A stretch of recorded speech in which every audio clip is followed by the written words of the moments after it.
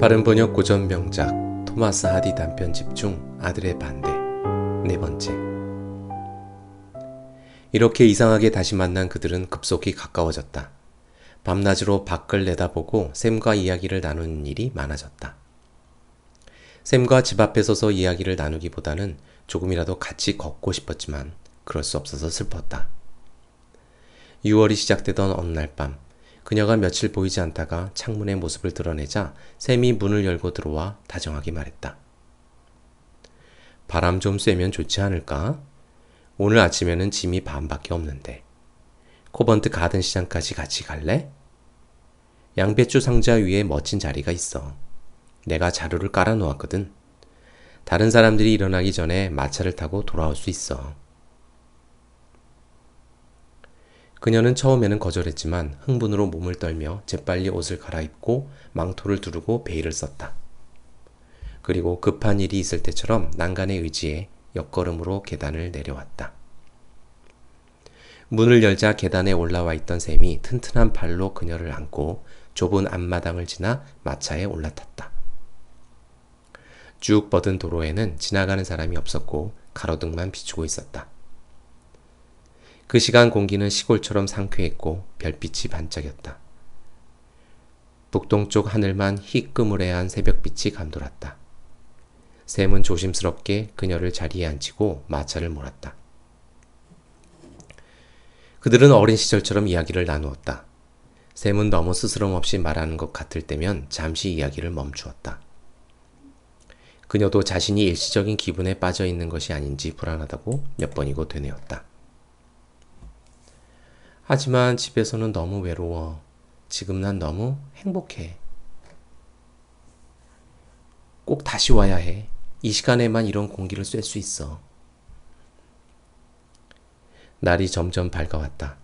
참새가 지저귀기 시작하면서 도시에는 사람들이 점점 많아졌다. 강에 도착하자 날이 밝았다.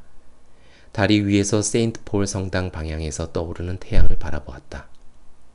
지나가는 배 한 척 없이 강물이 반짝였다. 코번트 가든 시장 근처에서 샘은 그녀를 역마차에 태웠다. 그들은 오랜 친구처럼 서로의 얼굴을 바라보며 헤어졌다.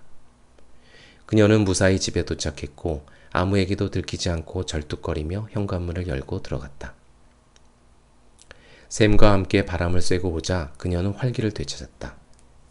뺨이 불구스름하고 아름답기까지 했다. 아들 말고도 살아야 될 이유가 더 생겼다. 그녀는 여행에 아무 문제가 없다는 것을 알고 있었지만 순진하게도 관습적으로 정말 잘못된 일이라고 생각했다.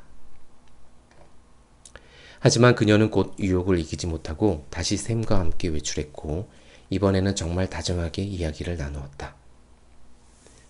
샘은 그녀가 한때 자신에게 친절하지 않았지만 그녀를 결코 잊지 못했다고 말했다. 샘은 망설이다가 자신의 계획을 이야기했다. 런던에서 지금 하고 있는 일은 마음에 들지 않으며 꼭 하고 싶은 일이 따로 있다고 했다. 그 일은 바로 고향 알드브리캠에서 청과물 가게를 하는 것이었다. 은퇴하려는 노인이 운영하고 있는 가게를 알고 있었다. 그런데 왜 하지 않는 거야, 샘? 그녀는 약간 낙담하는 표정으로 물었다. 당신이 같이 가려고 할지 확신이 없어서. 아무래도 안 되겠지? 오랫동안 숙녀로 살았으니 나 같은 사람의 부인이 되고 싶지는 않을 거야. 그런 생각해 본 적 없어. 그녀는 놀라면서 샘의 부인이 될 수 없다고 했다. 샘은 애원했다. 내가 나와 결혼하면 내가 가끔 자리를 비울 때 거실에 앉아서 유리창 너머로 물건이 제대로 있는지 바라보기만 하면 돼. 몸이 불편한 건 아무 문제가 되지 않아. 소피, 당신이 품위 있게 살 수 있게 해줄게. 샘, 솔직히 말할게. 그녀는 샘의 손을 잡고 말했다. 나 혼자라면 기꺼이 할 거야. 재혼하면 가진 것을 다 잃게 되더라도. 상관없어. 샘, 당신은 착한 사람이야. 그런데 다른 문제가 있어. 아들 말이야. 가끔 우울할 때면 그 아이가 내 아이가 아니고 세상을 떠난 남편이 맡긴 아이라는 생각이 들어. 나와 상관이 없는 그냥 남편 아이 같아. 아들은 많이 배웠는데 나는 그렇지 못해서 품위 있는 엄마가 아닌 것 같아. 글쎄, 아들에게 말해야겠지. 그럼 당연히 그래야지.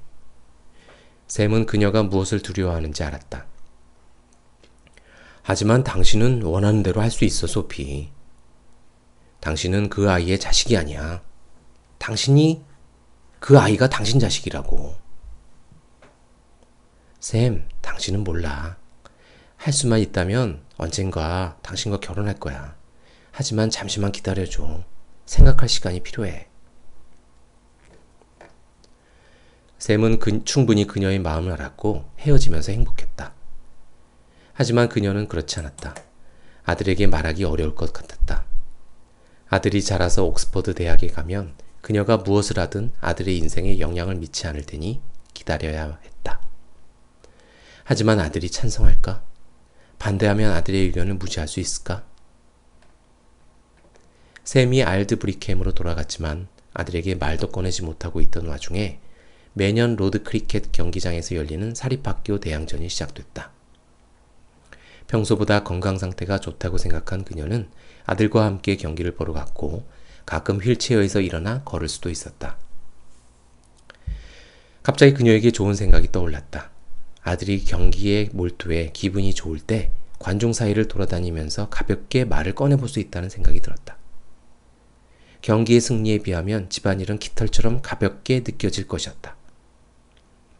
가깝지도 멀지도 않은 사이로 지내온 모자는 타는 듯이 붉은 7월의 태양 아래 경기장을 거닐었다. 그녀는 기치 넓은 흰색 셔츠를 입고 작은 모자를 쓰고 있는 아들 또래 소년을 여러 명 보았다. 큰 마차들이 사방에 줄지어 있었고 바닥에는 뼈다귀, 파이 조각, 샴페인병, 유리컵, 접시, 냅킨, 은식기와 같은 호화로운 점심 식사의 잔해가 널려 있었다.